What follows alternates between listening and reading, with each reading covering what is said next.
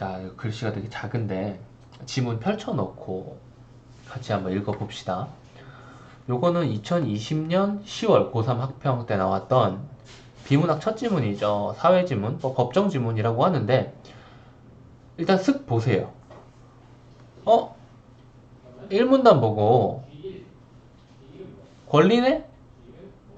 그쵸? 그런데 이게 지문이 두 개 나눠져 있네요. 나에서 뭐 이야기하고 있죠? 권리네?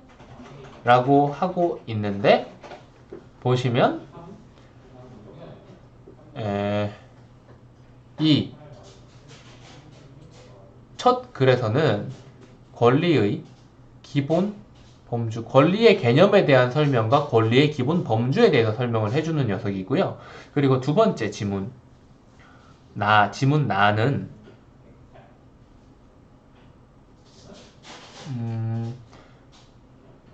권리의 근본적 성격, 권리의 근본적 성격을 두 가지로 의사설과 이익설로 나눠가지고 이야기를 하고 있습니다. 그리고 여기서 말하는 권리의 기본 범주는 청구권, 자유권, 권능, 그리고 면제권 이렇게 있는 거고요. 첫 번째 지문 이해하는 게 좀 더 어려웠나요? 그냥 눈으로 쓱 보기에는 첫 번째가 뭐 XY, XY, XY 계속 이래가지고 첫 번째가 더 어려웠을 수도 있을 것 같은데 천천히 같이 한번 읽어볼게요. 첫 문단, 호펠드일지 모르겠네. 아무튼 이 권리 개념이 생각보다 복잡하기 때문에 엄밀하게 사용되지 않을 경우 엄밀해야 돼요. 그쵸? 법이니까 엄밀해야죠. 뭐야 이거? 법이니까 엄밀해야 되고 그는 이거를 좀 잘못 생각했을 경우에는 되게 잘못된 방향으로 해석되고 뭐 추론되고 결론으로 이어질 수 있다라고 봤다고 하죠. 그는 X가 상대방 Y에 대하여 무언가에 관한 권리를 가진다는 진술이 의미하는 바를 몇 가지 기본 범주들로 살펴서 권리 개념을 이해해야 권리자 X와 그 상대방 Y의 지위를 명확히 파악할 수 있다고 주장했다. 그래서 우리가 여기에서 확실하게 알고 넘어가야 되는 것은 이 X가 Y에게 어떠한 권리를 가진다는 말입니다. 이것을 여러 가지 범주로 살펴볼 거예요. 첫째, 청구권이다.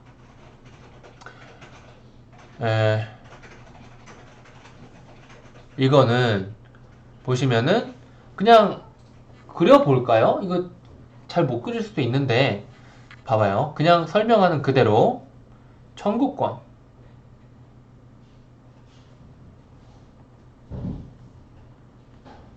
청구권의 경우 Y가 X에게 A라는 행위를 할 법적 의무가 있다면 뭐예요?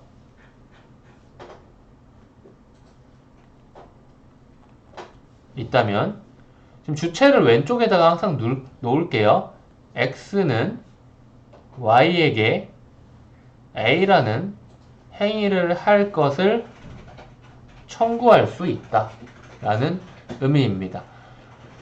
호펠드는 청구가 논리적으로 언제나 의무와 대응 관계를 이룬다고 보았는데 의무에 대해서 청구를 하는 거죠. 그쵸? 가령 X는 폭행당하지 않을 권리를 가졌는데 Y에게 X를 폭행하지 않을 의무가 부과되지 않았다고 하면 날파리가 있어. 그러면은 그 권리는 무의미하죠. 왜냐면 X가 너 나한테 폭행하면 안 돼 라고 했고 실제로 법적인 의무 Y도 X를 폭행하지 않을 법적인 의무가 있어야 돼요. 그래야 성립을 하는 거죠. 그런데 X에게만 폭행당하지 않을 권리를 줬는데 Y에게는 X를 폭행해도 될 권리를 주면 이 두 개가 충돌하는 거잖아. 그쵸? 따라서 청구로서의 권리는 단순히 무언가를 주장하는 게 아니라 의무 이행, 의무 불이행에 대한 일련의 법적인 조치를 포함하고 있다. 또한 의무의 내용이 달라지면 권리의 내용도 달라진다. 그러니까 의무와 권리가 딱 대응을 갖는다라고 보시면 돼요. 의무, 권리 이런 것에 대해서 청구를 하고. 둘째, 자유권이다. 이거는 문제가 나왔죠. X가 상대방 Y에 대해서 X가 상대방 Y에 대해서 A라는 법적 의무가 있다면 혹은 법적 의무가 없다면 아니다. 행위를 하거나 하지 않아야 할 법적 의무가 없다면이구나.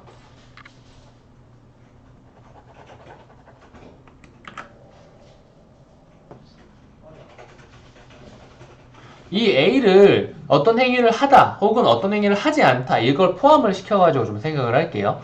A라는 것에 대한 법적 의무가 없다면 X는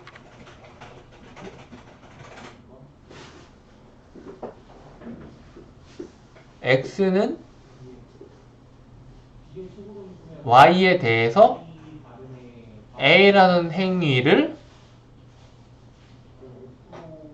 해도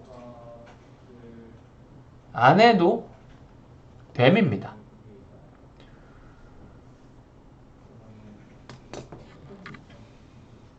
그쵸? 행위를 할 법적 의무가 없으면은 안 해도 되는 거죠. 행위를 하지 않을 법적 의무가 없다면 행위를 해도 상관이 없는 거죠. 이 권리의 특징은 의무의 부정, 무조건 이렇게만 하면 돼, 무조건 이렇게 해 라는 게 의무인데 그게 아니다라는 거예요. 오케이?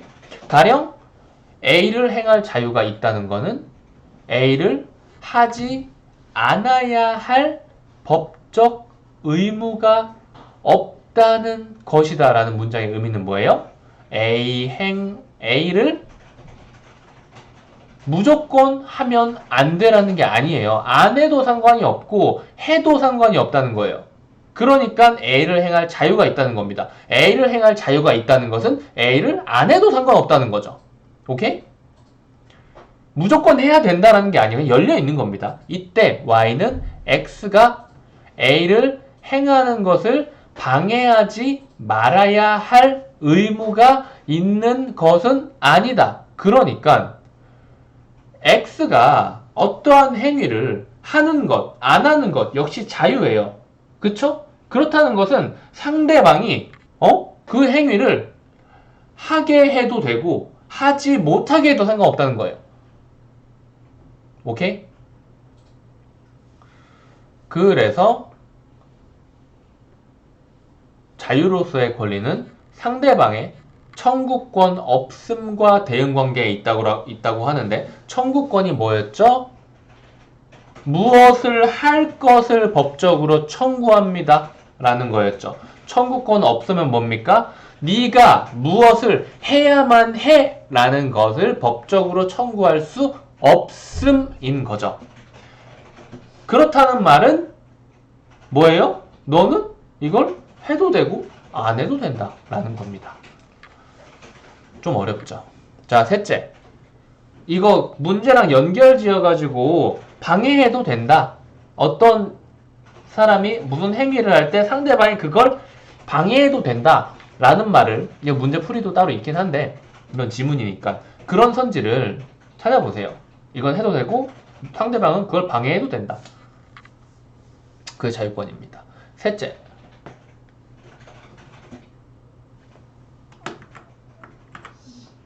권능으로서의 권리인데 이는 X가 상대방 Y에게 법적 효과 C를 야기하는 것이 인정된다면 X는 Y에게 효과 C를 초래할 수 있는 법적 권능을 가진다는 의미는 뭐 똑같은 말인 것 같은데, 그죠?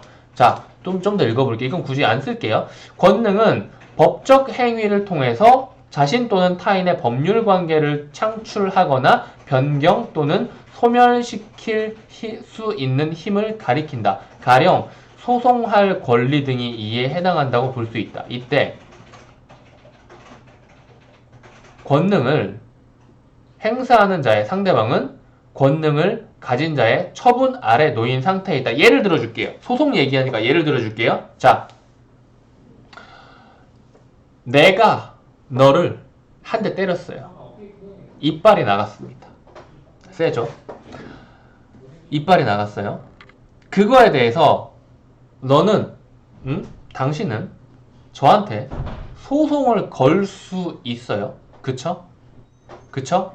그 권리입니다.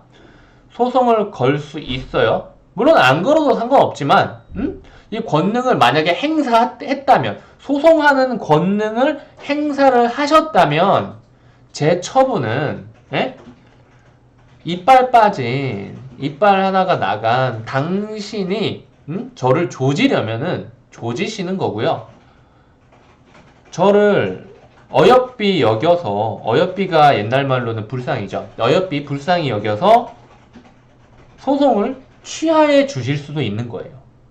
그것이 바로 권능을 행사하는 자의 상대방은 권능을 가진 자의 처분 아래 놓인 상태에 있다라는 말의 의미일 겁니다. 넷째는 면제권인데요. 이는 X에게 C라는 효과를 야기할 법적 권능이 상대방 Y에게 없다면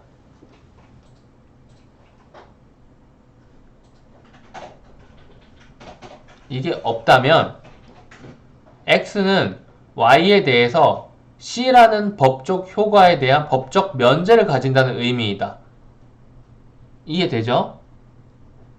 그냥 말만 바꾼 겁니다. 다시 말해 Y가 X와 관련하여서 C라는 효과와 관련된 법률 관계를 형성시키거나 변경시키거나 소멸시킬 수 있는 권능을 갖고 있지 않다라는 말이죠. 그러니까 Y는 X한테 C와 관련해서는 암만 깝쳐봐야 뭘 할 수가 없다는 거예요.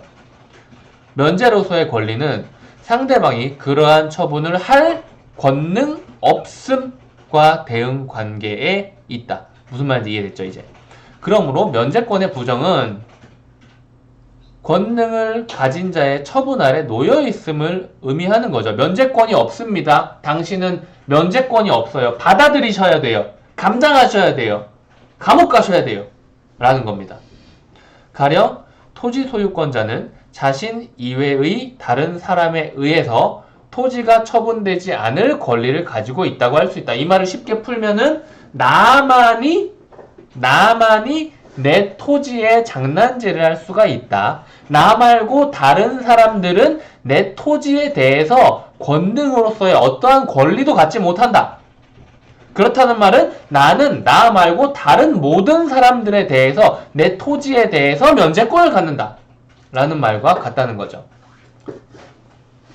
그러니까 뭐 여기서 결국 요렇게 연결을 시키고 요렇게 연결을 시킨 거예요. 이렇게 끝났고 여기 다 이해됐죠? 여기 끝났고 이제 다음 질문. 근데 이후에 개인의 권리가 중시가 되니까 법 철학은 권리의 근본적인 성격을 법적으로 존중되는 의사에 의한 선택의 관점에서 볼 것인가? 의사라는 것은 닥터하는 그 의사가 아닙니다. 나의 의사, 내 생각, 내 뜻 이런 거를 의미하는 거겠죠. 그리고 아니면 법적으로 보호되는 이익의 관점에서 볼 것인가를 놓고 지속적으로 논쟁해왔다. 각각 의사설과 이익설로 불리는 두 입장은 권리란 무엇인가에 대해 서로 견해를 달리한다라고 하는데 여기서 되게 중요한 포인트가 나왔어요. 여기에서 일단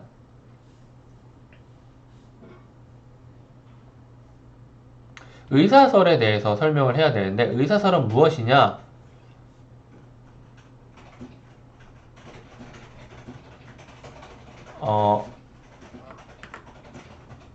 정리하면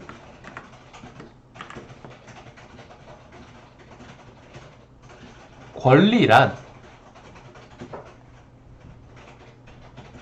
그러니까 권리의 근본적인 성격이란이라고 말을 해야 되지만 좀 줄여서 그냥 권리란이라고 할게요. 법적으로 존중되는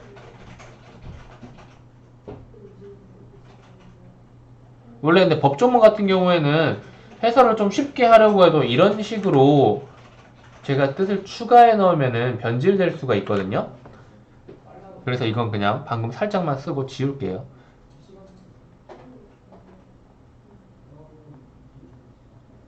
이렇게 권리란 법적으로 존중되는 의사에 의한 선택이다 라고 이야기를 하고 있는 겁니다. 읽어볼게요. 이 의사설의 기본적인 입장은 어떤 사람이 무언가에 대하여 권리를 갖는다 라는 말은 법률 관계 속에서 그 무언가와 관련을 해요. 이거에 대해서 지금 권리를 갖는다는 말이 내가 이거에 대해서 다른 사람들보다 우월한 의사를 가지고 있음. 내 의사에 의한 선택이 다른 사람에 의한 선택보다 다른 사람의 의사에 의한 선택보다 우월한 지위에 있음. 나의 의사가 우월하다라는 겁니다. 법적으로 인정을 해주는 거죠. 의사설을 지지한 하트는 권리란 그것에 대응하는 의무가 존재한다고 보았는데요. 그는 의무의 이행 여부를 통제할 권능, 이 권능을 가진 권리자의 선택이 그러니까 방금 말했던 내가 더 우월한 의사를 가지고 있는 바로 나죠. 이게 바로 내 선택이 권리의 본질적인 요소라고 보았기 때문에 법이 타인의 의무 이행 여부에 대한 권능 같은 거를 부여를 안 했다면 권리를 가졌다고 말할 수 없다. 너무 어려워 문장이. 그쵸? 그래서 끊어주고 어쨌든 권리자의 선택이 본질적 요소니까 법이 만약에 타인의 의무 이행 여부에 대한 권능을 부여하지 않았다면 권리자의 선택에 의한 거니까 권리를 가졌다고 말할 수 없다고 주장했다. 말만 좀 어렵게 해 놓은 거예요, 지금. 결국 중요한 것은 어떠한 권리라는 것은 법적으로 뭔가 강제가 되지 않았다면, 그쵸? 이 권리자의 선택이 가장 근본적인 것이다라고 이야기를 하는 것 같아요. 좀 어렵네요, 문장 자체가. 좀 더 읽어볼게요. 의사설은 타인의 의무 이행 여부가 근데 문장이 어려운데 뜻이 이해가 안 되는 건 아니죠. 그쵸? 의사설은 타인의 의무 이행 여부와 관련된 권능, 곧 합리적 이성을 가진 자가 아니면 권리자가 되지 못하는 난점이 있다. 이건 또 무슨 말이에요? 왜냐하면 가령 사람이 동물 보호 의무를 갖는다고 하더라도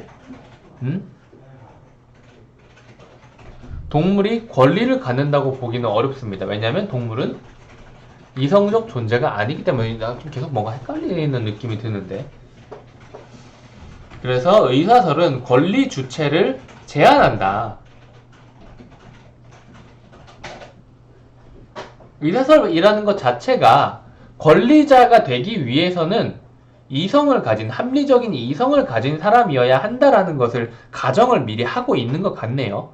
그런데 이러한 예시를 들어보니까 동물은 이성적 존재가 아니라서 다른 사람이 이 대상에 대해 의무를 갖는다고 한다면 사실 그건 권능이잖아요. 우리가 앞에서 배웠던 앞에 지문에서 배웠던 이러한 권능인 거잖아요. 그런데 이 대상이 동물이야. 그러니까 보호받아야 하는 권능을 가진 동물이라고 하지만은 동물은 합리적 이성을 가지지 않았기 때문에 권리의 주체가 되지 않는다라고 이야기를 하고 있는 거죠. 그러면은 결국 뭐예요? 이 권리 주체는 결국 어떠한 특정한 의사설에서 정해놓은 기준에 따라 제한이 되고 있는 거죠. 그렇게 비판을 받고, 또한 의사설은 이 앞에서 말한 내용들을 전부 다 지금 여기에서 앞에서 말한 것을 기본 개념으로 이 뒤에 있는 의사설과 이익설에 대한 설명을 하는 거구나. 면제권을 갖는 어떤 사람이 면제권을 포기하면 어떻게 돼요? 타인의 권능에서 자유로울 수 있었잖아요. 면제권이란. 그런데 이 면제권을 포기를 했어요. 근데 나는 그렇다면은 타인의 어떠한 권능을 가진 다른 사람의, 지금 문장 앞에서 그대로 쓰는 겁니다. 권능을 가진 자의 처분 아래에 놓여있지 않은 게 면제권인데, 면제권을 포기해서 처분 아래에 놓여있게 됐단 말이야? 그쵸? 스스로를 노예와 같은 상태로 만들 권리. 뭐예요? 제발 소송하지 말아주세요. 뭐 이런 거죠. 그걸 인정해야 하는 상황에 직면을 한다. 하지만, 이거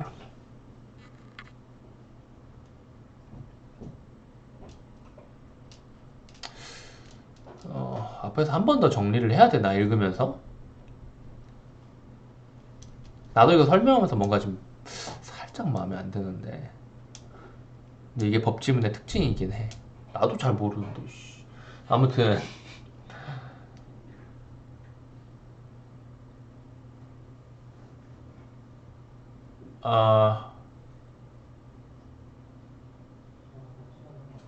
왜 이런 일이 일어나냐면,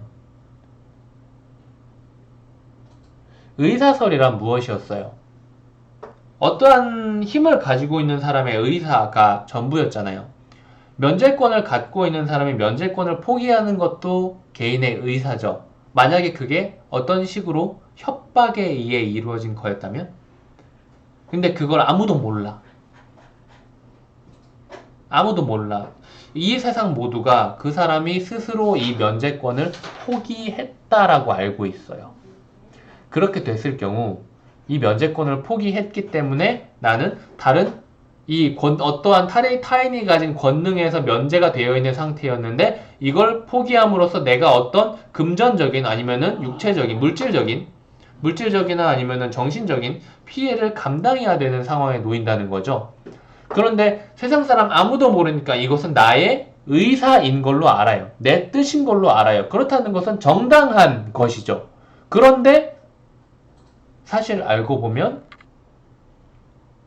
이게 잘못된 어떠한 불법적인 경로로 내가 내 면제권을 포기하게 된 상황이었다면, 나는 결국 사람들은 다 이게 적법한 것인지 알겠지만 사실은 나는 불법적인 협박에 의해서 내 면제권을 포기해서 타인의 권능 아래에 노예와 같은 상태로 들어갔단 말이에요. 이런 게 인정되기가 어렵다라고 생각을 하시면 될 것 같아요. 그리고 이익설이란 기본적인 입장은 그냥 여기서 그대로 쓰면 됩니다. 권리란 법적으로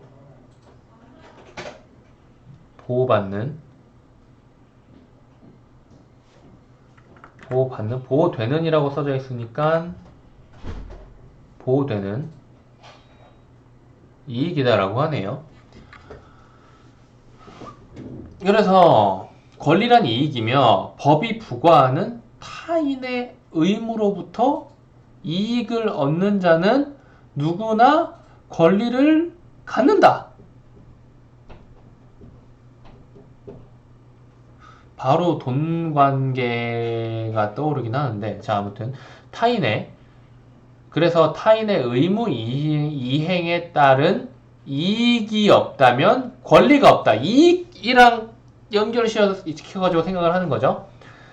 이익설을 주장하는 라즈라는 사람은 권리와 의무가 동전의 양면처럼 논리적으로 서로 대응하는 관계일 뿐만 아니라 권리가 의무를 정당화하는 관계에 있다고 보았다. 무슨 말이냐? 즉, 권리가 의무 존재의 근거, 의무라는 것의 근거가 된다. 라는 겁니다. 왜냐면 앞에서 말한 거에 따라서 생각을 해보면 그냥 내 마음대로 머릿속으로 생각하지 말고 여기서 써준 대로 생각을 해보면 권리라는 것은 남이 나한테 무언가 이득을 줄 의무에 의해서 생겨나는 거잖아요.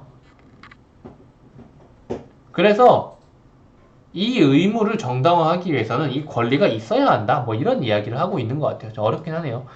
자, 즉 권리가 의무 존재의 근거가 된다고 보는 입장은 지금 좀 똑같은 거 또 읽었네. 자, 그래서 누군가의 어떤 이익이 타인에게 의무를 부과할 만큼 중요성을 가졌다면은 그 이익은 권리가 되는 거죠.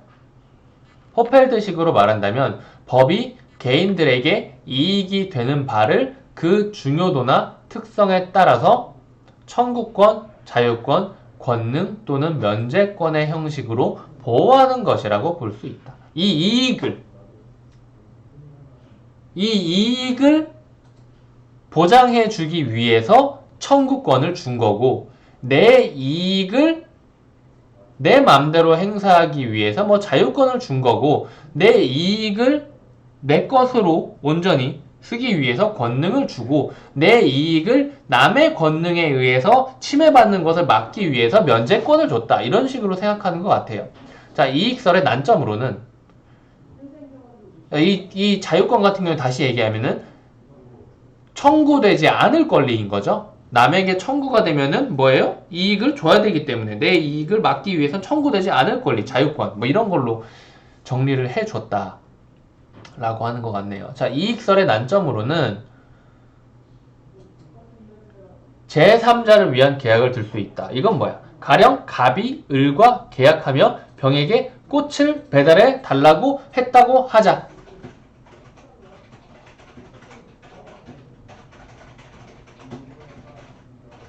이렇게 되네요. 이익 수혜자는 병이지만 권리자는 계약을 체결한 갑입니다. 그쵸?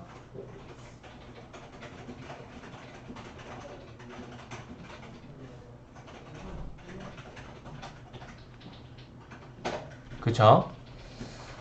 쉽게 말해 을의 의무 이행에 관한 권능을 가진 사람은 병이 아니라 갑이에요. 그쵸?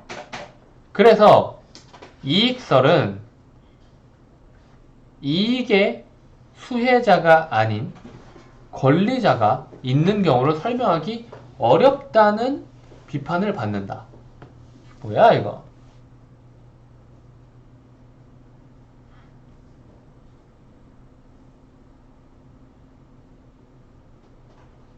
그러니까 결국은 뭐예요? 그러니까 이익설이라는 것의 핵심적인 것은 뭐예요? 권리란 이익이라고 했잖아요. 무슨 말인지 알겠어요? 권리란 이익이라고 했어요. 그것에 따르면은 이익 수혜자인 병에게 권리가 있는 것이 당연한 말인데, 이 계약을 파고 보니까 을이 병한테 이익을 전달해 주든 전달해 주지 않든지 간에 그것은 갑의 권리에 따라서 이루어진다는 거죠. 결국 이익 수혜자인 병에게 권리가 있는 것이 아니라 권리자는 이 갑에게 있는 것이다. 그렇기 때문에 이익설에서 이야기하는 권리란 이익이다 라고 이야기를 하는 것은 사실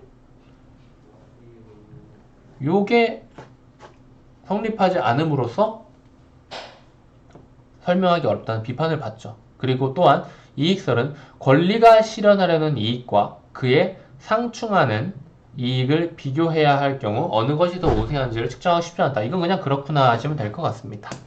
여기까지 할게요.